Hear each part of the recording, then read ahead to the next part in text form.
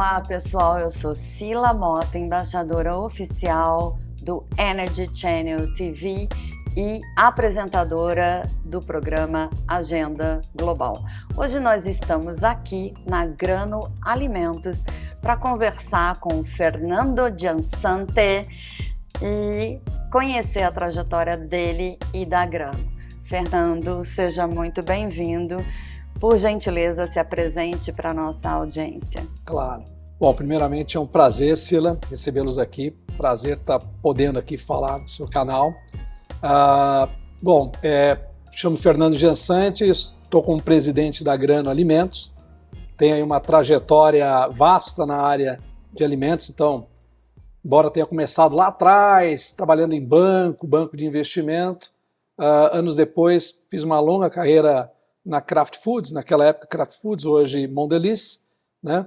E depois passei aí por Argentina, sendo diretor financeiro de uma empresa da Alpargatas Calçados, e depois fiquei também 5 anos no sudeste da Bahia, tocando um projeto de agricultura sustentável, agricultura irrigada, em larga escala, e desde 2018 aqui na Grano, como CEO, aí um projeto fantástico, a gente vai falar um pouco a respeito, algo realmente interessante. Muito obrigada pelo seu tempo, pela sua receptividade. É uma honra estar aqui junto com vocês. E aproveita e apresenta a Grano Alimentos para a gente. Perfeito. A Grano é uma empresa que foi fundada em 2000 pelo seu Edi Deitos, vivo e acionista ainda da empresa e muito ativo. Ele acabava de se aposentar da antiga Perdigão, né, que depois se tornou BRF. E tinha isso como um projeto de vida. Então ele começou ali, desenvolvendo a tese, viajando para o exterior e tudo mais, e fez todo aquele curso do empresário, do pequeno empresário, né? E chegou em 2015, ali já com quase 15 anos, a empresa já tinha um faturamento razoável, foi adquirida pelo fundo de investimento, controlado pela Continental Grain, um braço da Continental Grain, que se chama Arlon, né? E de lá para cá esse fundo então começou a realizar uma série de investimentos, tornando a tese ainda mais relevante. Então a Grano Alimentos é uma empresa de vegetais congelados. Quando eu falo da Grano aqui, não incluo batatas, segmento de batatas é outro negócio, então tudo que for batata não vou estar fazendo referência. Então é a maior empresa de vegetais congelados, segundo o Nielsen. Nós temos a liderança de participação no segmento varejo, principalmente impulsionado pelo cash and carry. As principais famílias de produto, aqui nós temos brócolis, couve-flor, ervilha, as misturas de vegetais, dentre outros produtos. São mais de 400 colaboradores, a empresa está localizada no Rio Grande do Sul, no interior do Rio Grande do Sul, num município que se chama Serafina Correia. Aqui nós temos um escritório em São Paulo, onde nós temos principalmente a área de finanças e a área comercial. A Grano fatura em média 300 milhões de reais, é um dado público, indo para 350 milhões, e somos também o maior co-packer do setor. Então, quando a gente soma as marcas para quais a gente faz aí, né, também, que a gente produz, nós temos cerca de 60% do mercado de vegetais congelados. Não é um mercado grande ainda, é um mercado em franco desenvolvimento, as pessoas passam a conhecer cada vez mais o segmento, mas é um mercado que não tem regredido, ele cresce sempre ano a ano, ou 1 dígito ou até 2 dígitos ao ano, muitas vezes. Então isso é um pouco da Grano. Muito bom. A Grano também é extremamente comprometida com a pauta de sustentabilidade. Sim. Quais são as principais iniciativas em relação à Agenda 2030?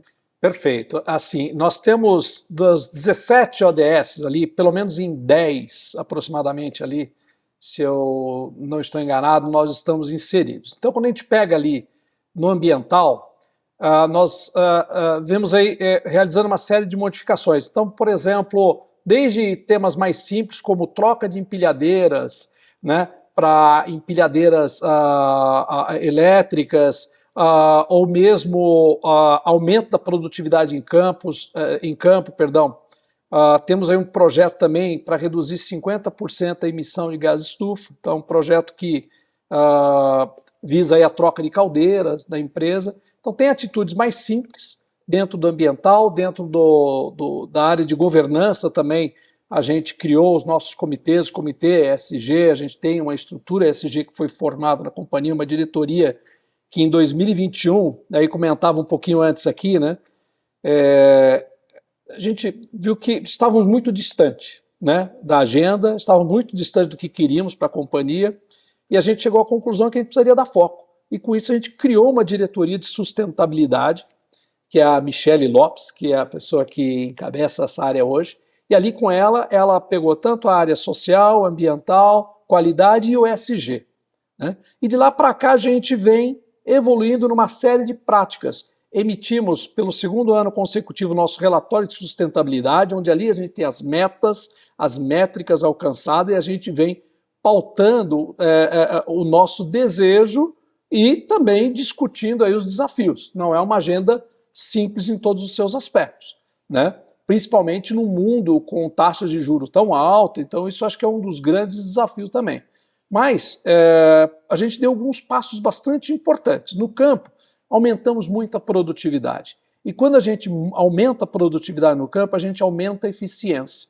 E para mim, o termo eficiência é a grande palavra do que diz respeito a ESG, quando a gente pensa principalmente também no ambiental ou em todas as esferas, né? Sendo mais eficiente no campo, é menos emissão de gás, é mais receita para o agricultor. Então ele tem a ver com o lado social, o lado de sustentabilidade, em todos os seus aspectos. Então essa é uma das pautas que a gente mais evoluiu ao longo dos últimos 5 anos, aumentando a nossa produtividade de campo. Todas as nossas novas estruturas, tudo aquilo que a gente pensa em expandir, já pensa com captação de água da chuva, reuso da água, enfim, uma série de elementos básicos, mas que soma no final do dia e serve também como exemplo para todos os nossos funcionários, né? Às vezes pequenas atitudes que geram pouco do ponto de vista econômico, né? Quando a gente fala numa agenda de sustentabilidade, mas muito quando a gente abraça ali o conceito também de fazer pelo exemplo para que todos vejam o que você está fazendo. Na área social, a gente teve aí recentemente e talvez a gente vá falar um pouco mais sobre ele, um projeto que começou em 2023, que foi a emissão de um CRA junto com um grande banco com lastro social. E para nossa felicidade a gente conseguiu concluir esse projeto, e ele coincidiu que foi ali em meados ali a catástrofe climática do Rio Grande do Sul, a gente já fala a respeito, e inclusive fomos premiados por esse certificado, porque ele abraça, inclusive, uma vertente Fome Zero, onde a gente tem um compromisso com mais de 100 famílias de agricultores familiares e mantê-los na carteira por 2 anos com uma receita específica, um comprometimento de compra com esses agricultores durante esses 2 anos. Então, fomos aí reconhecidos e para a gente é uma felicidade tremenda fazer parte dessa história. E a Grana em si, pelo seu propósito, sustentabilidade é parte do seu negócio, porque a gente sobrevive do brócolis. Então, o que faz a Grana? Entra brócolis, por exemplo, e sai brócolis. Se eu não cuidar do campo e não cuidar de toda a cadeia e não cuidar da logística reversa, não ajudar os procedimentos junto ao meu agricultor, orientando as melhores práticas, eu não tenho o amanhã mais. Eu não vou existir, eu deixo de existir como empresa. Então, ele deixa de ser algo secundário numa empresa, pensar em sustentabilidade, como algo primário. Então, constantemente, nas nossas decisões, a gente está pensando em algo que esteja relacionado à agenda de sustentabilidade. Existem outros fatores também dentro do nosso programa, falava aqui um pouquinho antes, mais de 50% dos nossos 400 empregados são mulheres. Nós temos 38% de mulheres na liderança, queremos chegar nos 50%. Foi a primeira coisa que me chamou a atenção quando eu entrei aqui. Sim. Estamos cercados de mulheres, parabéns. E é isso. E a gente, nem nas nossas páginas de internet ou nas nossas redes, a gente não faz disso uma grande campanha. A gente atua de forma muito natural com esses aspectos. A gente quer um público mais diverso, a gente apoia, entende que é importante, é mesmo importante, mas a gente não faz disso uma prática comercial. A gente é bem low profile, mas a gente faz. Né? A gente faz, vocês vão acabar notando que é isso que a Grano.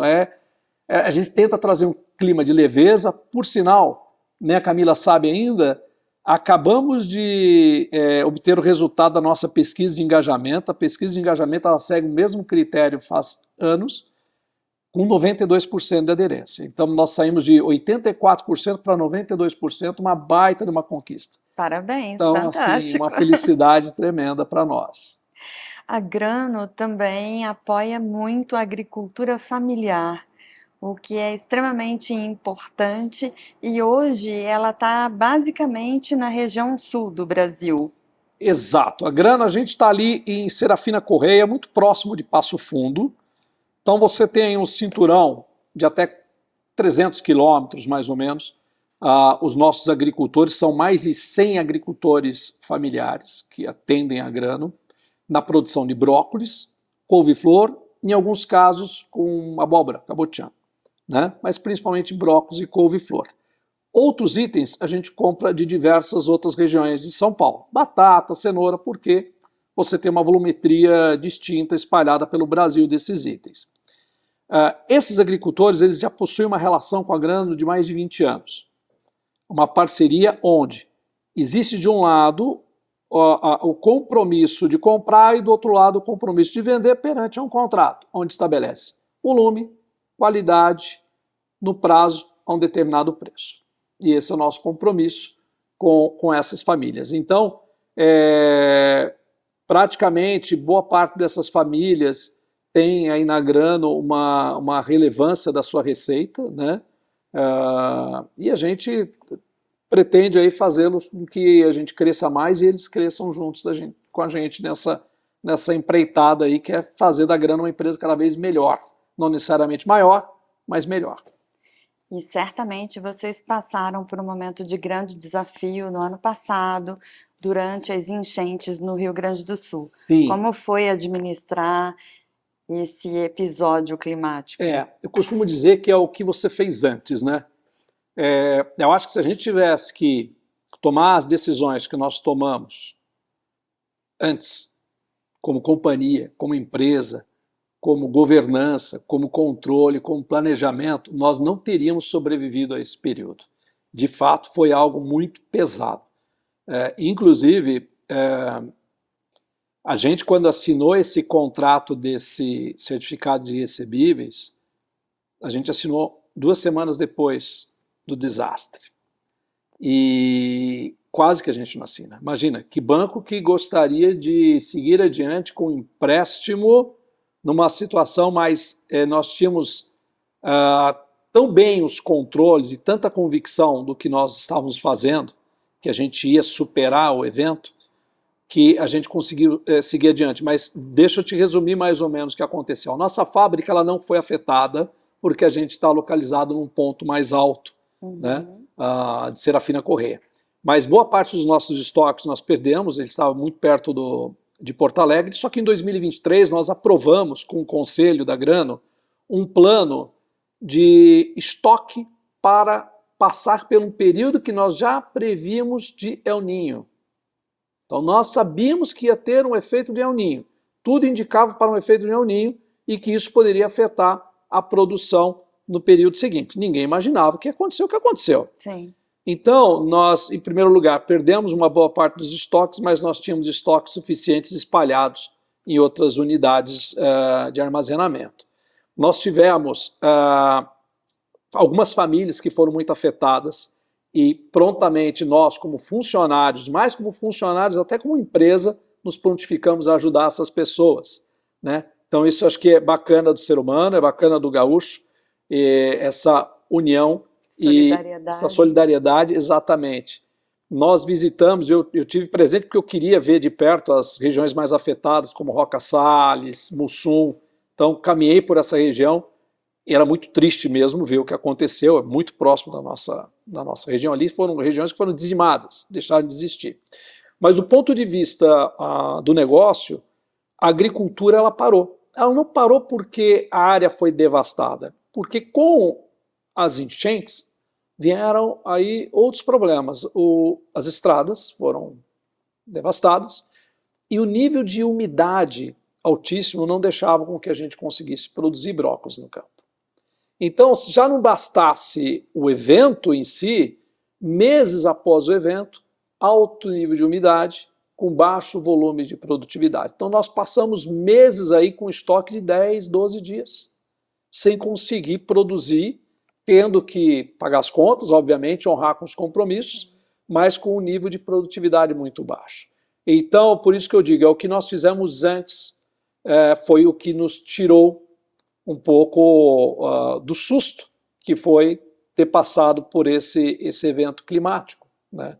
Então nós nos preparamos com estoque, nós nos preparamos com governança, com planejamento, para que a gente pudesse sobreviver a essa etapa aí do ano, que foi bastante difícil. Imagino. E essas ações também contribuíram para vocês obterem uma premiação. Exato. Como foi essa premiação? Qual é a relevância dela no Brasil e no mundo? Exato. É importante comentar, né? Essa premiação, como é que ela surge? O banco contrata uma equipe de auditores que foram certificar se aquilo que a gente falou que fazia, junto com os agricultores, de fato nós fazíamos. Então eles verificaram se a área estava devidamente registrado, se os trabalhadores desses agricultores estavam devidamente registrados de acordo com a lei, se as condições de trabalho eram coerentes, e eles fizeram uma varredura, uma auditoria completa de todos esses processos.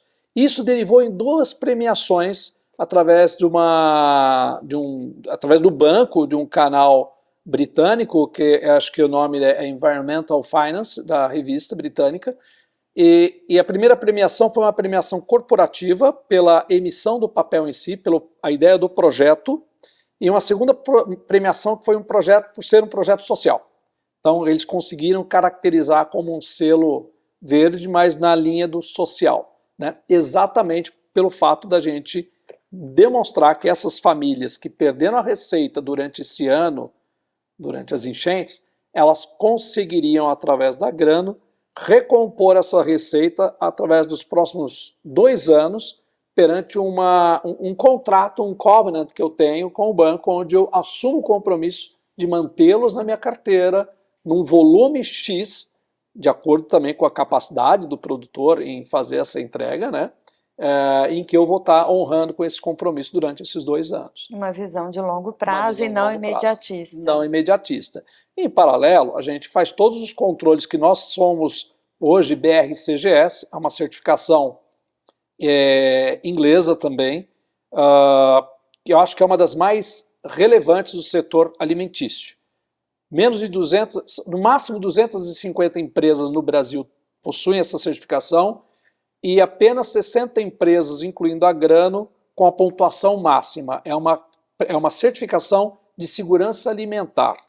Então, o que isso quer dizer também?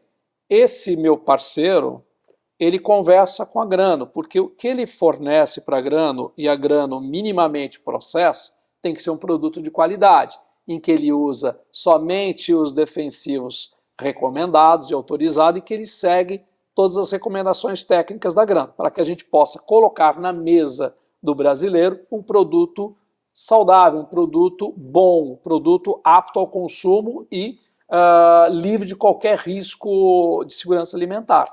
Então essa é uma certificação muito importante para nós também, que conversa junto com tudo que a gente vem fazendo, Cida. Você estava explicando aqui, enquanto a gente não começou a gravar, sobre o processo da produção. Você poderia repetir para que a audiência também soubesse como é? Perfeito. Então, a produção, vou citar o brócolis aqui, que é sempre o nosso carro-chefe, cerca de 50% do nosso volume. E mesmo quando a gente sai fora do Brasil, vai para a Europa, o brócolis é o carro-chefe desse setor. Então ele começa ali na compra da semente. Então a Grano compra a semente padronizada, a Grano contrata um viveiro, parceiro exclusivo da Grano, onde ali, nesse viveiro, ele vai fazer a produção da muda. Com 45, 50 dias você tem ali a mudinha do brócolis, essa muda é transferida para o produtor e ele vai lá, planta, espera lá os 90, 100 dias, colhe e entrega na Grano. Esse produto ele é inspecionado, ele ingressa na planta, ele é cortado, higienizado, aí ele passa por um processo de branqueamento, que é como se fosse ferver ali a 95 graus, ali você freia a produção de enzimas e tudo mais, então ele passa por esse processo de branqueamento, congela e embala. Não se adiciona absolutamente nada. Totalmente saudável. Totalmente saudável. Quando você consome um produto Grano ou daquelas marcas para as quais a Grano fabrica, né, produtos que são mais de 10, 15 marcas aí do setor, você está consumindo um produto saudável, um produto que foi pré-higienizado, um produto livre de qualquer problema, né? Então ele é um processo muito simples, é só vegetal e nada mais. Por isso nas nossas embalagens a gente tem lá brócolis e nada mais. Tá? E tem mais, né? Aquele produto ele foi colhido horas antes de ser produzido. Então o agricultor colheu, colocou no caminhão, muitas vezes se ele está num raio mais próximo, em uma hora ele entrega, e esse produto já está embalado, guardado, congelado. Eu te falei, a minha filha é estudante de nutrição e é apaixonada pela Grano. Depois eu trago ela para visitar. Traga. Bom, nós estamos chegando aqui no nosso intervalo para poder divulgar os nossos patrocinadores. Hoje nós estamos na Grano Alimentos, a maior empresa de vegetais congelados, conversando com o Fernando Giansante. Muito obrigada e até breve.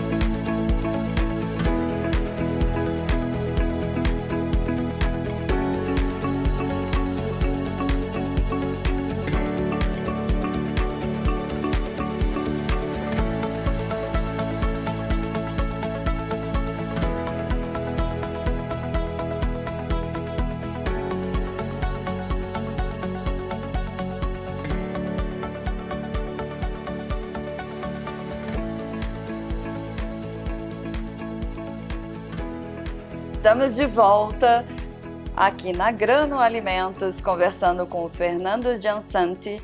E agora, Fernando, eu gostaria de explorar com você a participação da Grano na COP30, que vai acontecer esse ano aqui no Brasil. O que vocês estão planejando para esse evento?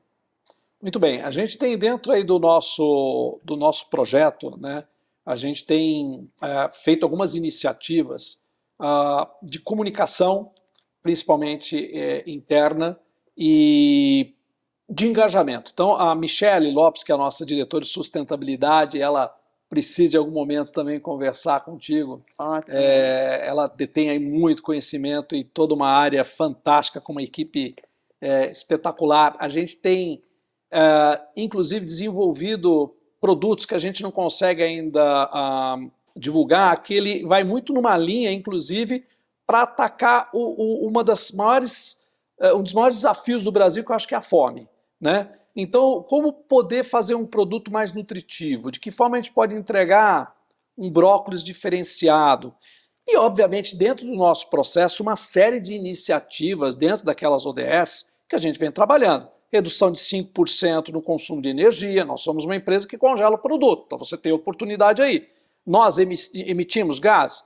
Emitimos, é pouco, até porque o nosso processo industrial ele é praticamente higienizar o produto, branquear e congelar. Você não utiliza produtos químicos no nosso processo, mas tem oportunidade. Na logística reversa, nós temos vários parceiros, né, na agricultura, muitas vezes empresas familiares que não são dotados de tanto conhecimento, cabe a nós, né, traçarmos aí, a gente faz parte de alguns programas, como o Eu Reciclo, como o IREC, por conta da energia que é de fonte 100% renovável, mas a gente, cabe a nós também criar cartilhas e modelos de treinamento para que essas famílias de agricultores sejam cada vez melhores, né?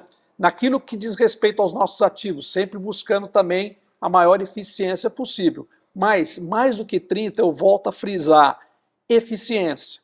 A gente tem como protagonista do setor, como líderes do setor, buscar eficiência. Quando eu busco eficiência, eu uso menos área agricultável, eu dou mais receita para o meu agricultor, eu uso menos produtos químicos na lavoura, porque eu estou extraindo mais produto da mesma área, do mesmo metro quadrado. Então, eficiência na agricultura, eficiência na fábrica. Quanto mais eu consigo produzir naquela mesma máquina, ou quanto mais eu consigo controlar com sistemas, enfim, com implementações de inteligência artificial, seja lá quais forem as ferramentas, eu gasto menos de algo, eu gasto menos água, eu gasto menos energia, eu gasto menos esforços, e isso é sustentabilidade. Então, é dessa maneira que a gente capta ali, né, a Agenda de 2030 e tenta trazer para o nosso dia a dia, em pequenas ações, mas também em pequenas grandes ações. Então, é um conjunto de várias pequenas ações, mas a gente tem que ter pelo menos 2, 3 grandes ações que vai fazer a diferença para o futuro. Envolvendo os colaboradores, envolvendo as famílias agricultoras. E partindo desse princípio, quais são as principais ações dos colaboradores em relação a essa Agenda 2030? Além de ter uma participação ativa em muitos desses comitês, obviamente nem todos a gente consegue envolver, né, um público grande, mas a gente tem desde campanhas como, por exemplo, o replantio de árvores em áreas que foram, antes não eram, como é que eu posso dizer assim, áreas de preservação e que se tornaram uma área de preservação no nosso entorno ali. Então a gente envolveu os funcionários, a gente fez lá campanhas de plantio de árvores, etc. Mas mais do que isso, eu costumo dizer que isso daí já virou a agenda básica, né? Você ir numa escola, ajudar a pintar, ajudar a fazer um social, isso tem que ser o básico, nem deveria fazer parte das nossas comunicações. O que sim a gente tem que trazer os nossos funcionários cada vez mais envolvidos nas decisões também. Entender, através de um público mais diverso, como eles pensam e como eles enxergam o mundo futuro. E através dessa visão e dessa compreensão, a gente poder tomar as nossas ações. Então eu costumo dizer o seguinte, a gente tem sempre 2 caminhos. Ficar naquele caminho que é o caminho mais para você parecer ser, você vai lá e faz pequenas ações, ou o caminho da relevância, que é mais estruturante, onde você educa, escuta e, principalmente de um público mais jovem, e implementa essas grandes ações. Então, os colaboradores, eles passam a trabalhar mais com a sua voz, com a sua opinião, com a sua diversidade, com um público mais jovem que vem também fazendo com que a gente aprenda. Eu estou aprendendo até hoje. Cada dia é um aprendizado sobre, principalmente, ESG. E a gente, às vezes, tem que dar 2 passos atrás para dar um passo à frente. E entender que está tudo bem não saber. E está tudo bem aprender. E só através dessa comunicação aberta que a gente consegue, isso explica os 92% de engajamento que a gente teve na nossa pesquisa, que inclui uma série de perguntas e muitas delas relacionadas à Agenda 2030. Né? Não de forma totalmente, como é que eu posso dizer assim, objetiva, mas totalmente vinculada. Né?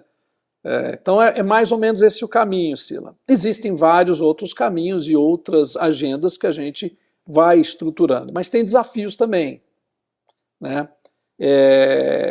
Eu acho que o grande desafio hoje é a gente mensurar o retorno econômico frente a algumas ações. Porque, querendo ou não, ESG, muitas vezes eu acho que o G deveria estar até na frente, né? Porque, exato, Sem a governança, sem os recursos, você não consegue implementar as ações também. Sim. Né?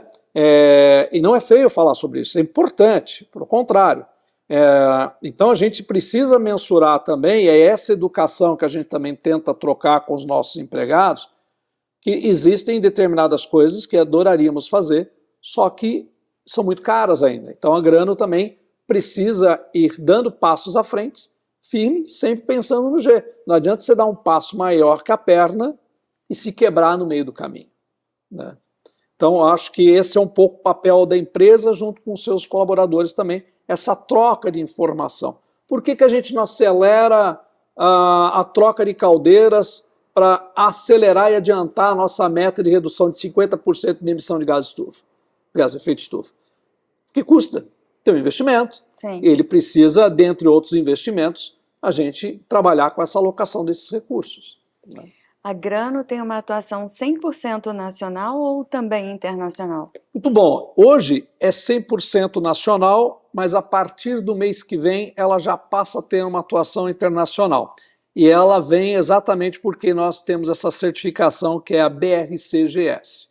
Essa certificação permite eu exportar para qualquer país praticamente do planeta os nossos produtos. O nosso setor, se eu pegar aquilo que eu vendo, comercializo como vegetais congelados, ele representa menos de 2% do consumo de vegetal como um todo. Então, brócolis do brócolis in natura, couve da couve, ervilha da ervilha, é menos de 2%. Existe 98% de oportunidade de penetração ainda no mercado nacional. O brasileiro consome 300 gramas de vegetal congelado, enquanto que o italiano, o chileno consome 5 quilos, o italiano consome 9 a 12 quilos ao ano de vegetal congelado. Então a oportunidade é muito grande ainda no mercado nacional. Nós só estamos começando.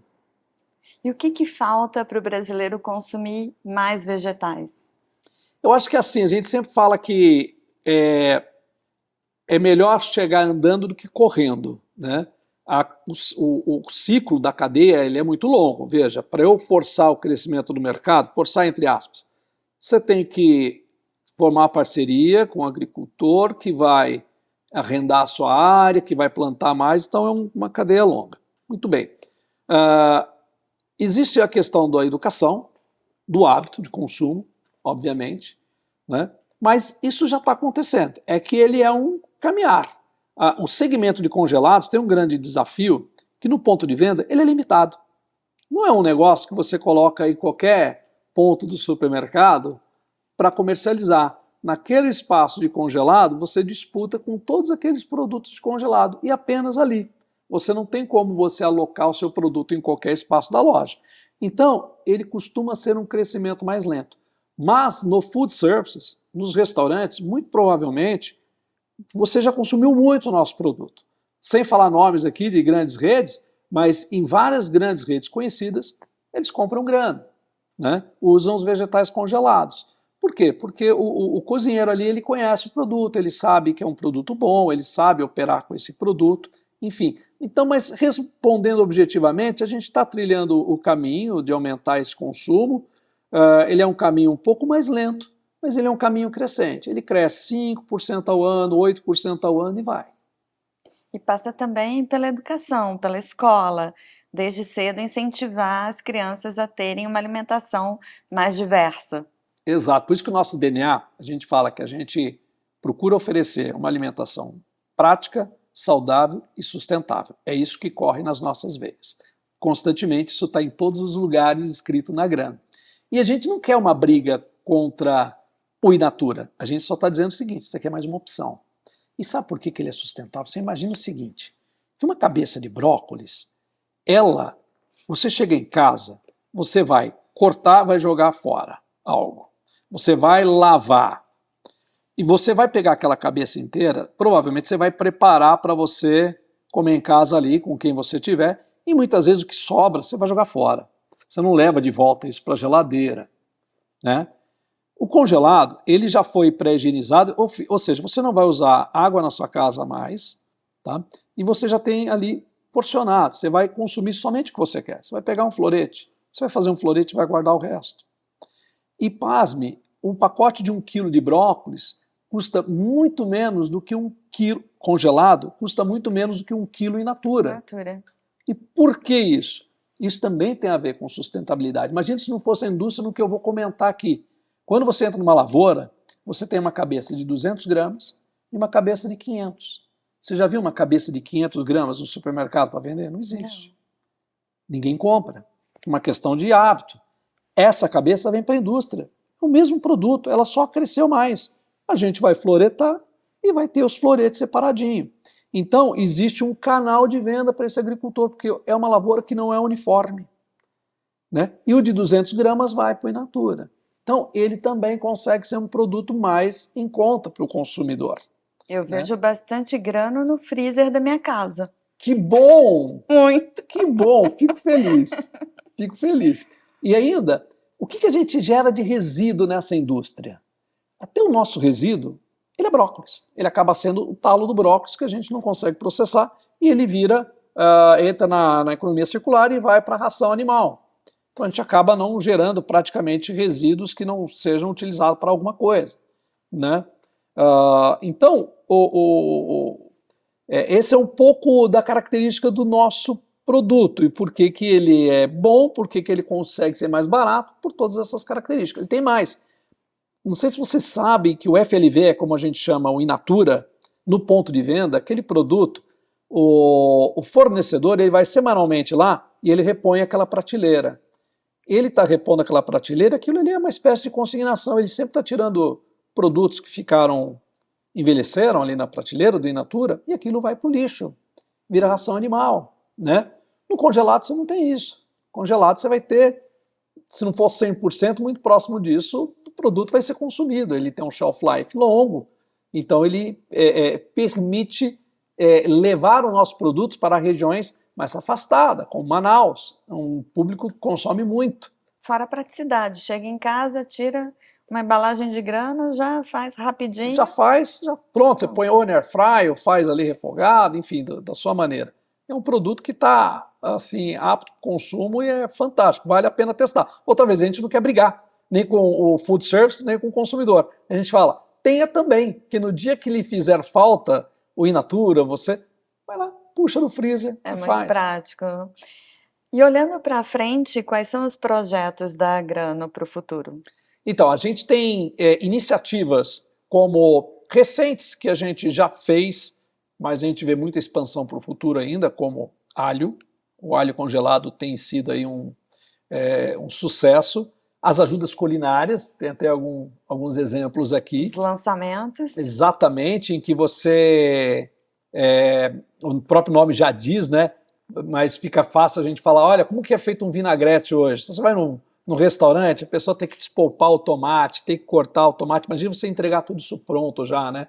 Tomate cortadinho, picado, a cebola picada. Fantástico. Para o restaurante poder fazer o seu prato ali. Então, acho que na linha de projetos a gente tem principalmente inovação em produtos. A empresa investiu muito ao longo dos últimos anos em capacidade produtiva e em toda a parte ambiental da indústria. Então, a gente tem capacidade para crescer para os próximos anos sem necessidade de fazer novos investimentos. Os investimentos agora são aqueles relacionados à nossa cadeia produtiva e lançamentos, vamos chamar assim. Sensacional, espero que a gente volte a conversar quando vocês avançarem e tiverem novos produtos. Vai ser um prazer estar aqui com vocês. E eu te espero lá, Sila, você com sua equipe que conheça a nossa indústria, que vá conosco nos nossos parceiros, visitar as lavouras, o nosso viveiro. É um passeio interessante, conhecer um pouco do nosso processo, vai ser um prazer mostrar e abrir a nossa casa para vocês. Excelente, você também está convidado para conhecer de perto a Grano. Fernando, foi um papo maravilhoso. Você quer deixar uma última recomendação aí, alguma dica? Acho que a dica que eu gostaria de deixar acho que o consumidor cada vez mais, ao comprar um produto, então eu acho que a dica que eu tenho para dar, eu acredito que o consumidor já faz isso, Sila, é entender de onde vem esse produto, qual a história dessa empresa, quais são as práticas dessa empresa, o que ela faz que ela devolve para a sociedade, porque toda empresa que cresceu, ela tem o dever de retribuir à sociedade aquilo que ela lhe concedeu, né? O que essa empresa tem como objetivo, de maneira geral? Eu acho que isso é muito importante. A gente ainda faz pouco disso. Precisamos fazer mais. Eu acho que é só assim que a gente consegue alimentar o mundo e as empresas de bem. Acho que é isso que eu tenho para deixar aí como uma mensagem. Alimentar literalmente com vegetais. E, com certeza, consumam os vegetais grano. Muito bom, muito obrigada. Obrigado. Pessoal, muito obrigada pela audiência. Nos veremos em breve no próximo episódio do Agenda Global. Se você quer acompanhar o nosso trabalho, siga as nossas redes do Energy Channel TV, sigam também as redes da Grano e até mais.